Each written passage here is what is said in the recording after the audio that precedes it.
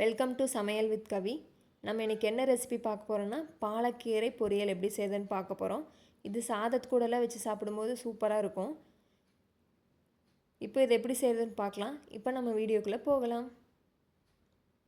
இப்போ ஒரு பேனில் ஆயில் சேர்த்துக்கலாம். இப்போ எண்ணெய் நல்லா சூடானதும் கடுகு 1/2 டீஸ்பூன் சேர்த்துக்கலாம்.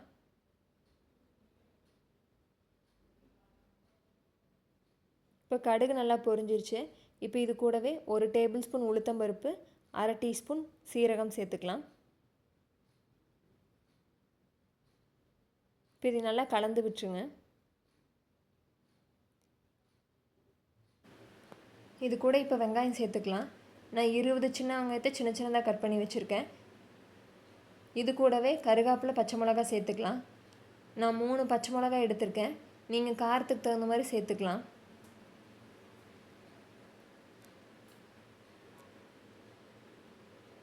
இப்போ இது எல்லாத்தையும் நல்லா மிக்ஸ் பண்ணி விட்டுருங்க.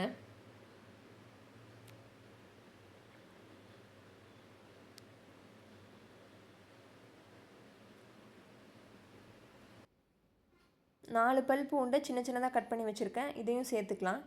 இப்போ வெங்காயம் வந்து நல்லா பொன்னிறாகிற வரைக்கும் நல்லா வணக்கிக்கலாம்.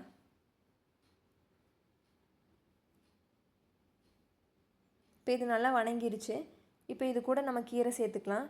நான் 1 கட் பாலக்கீரை எடுத்திருக்கேன். சின்ன சின்னதாக கட் பண்ணி வச்சுருக்கேன். இதையும் சேர்த்துக்கலாம். இப்போ இது நல்லா கலந்து விட்டுடலாம். நம்ம இது கூட தண்ணியெல்லாம் எதுவுமே சேர்க்க தேவையில்லை, அதுவே தண்ணி விடும்.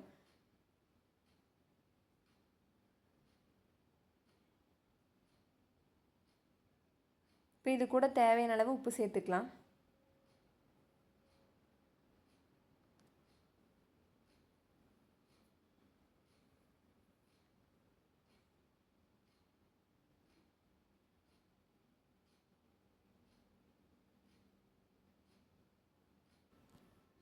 இப்போ கீரை நல்லா வெந்துருச்சு.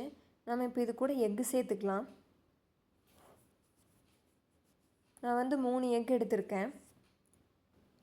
இப்போ இதை நம்ம கீரை கூட சேர்த்துக்கலாம்.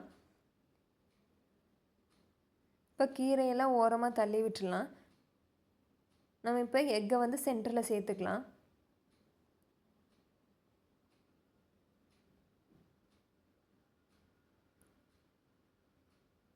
இப்போ எக்கை வந்து உடனே கீரையோடு சேர்த்து மிக்ஸ் பண்ணக்கூடாது. எக்கு வந்து பாதி அளவுக்கு நல்லா வேகணும். அப்புறம் தான் நம்ம கீரையோடு மிக்ஸ் பண்ணணும். லோ ஃப்ளேமில் வச்சு நல்லா மிக்ஸ் பண்ணி விட்டுட்டே இருங்க.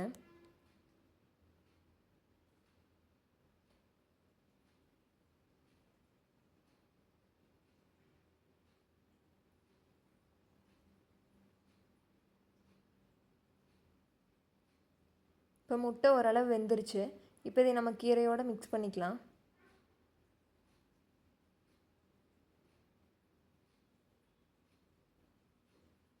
இப்போ நல்லா மிக்ஸ் பண்ணியாச்சு. இப்போ இது கூட நம்ம தேங்காய் சேர்த்துக்கலாம்.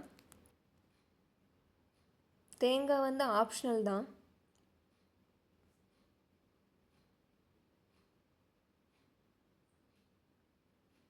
இப்போ இது எல்லாத்தையும் நல்லா மிக்ஸ் பண்ணி விட்டுடலாம்.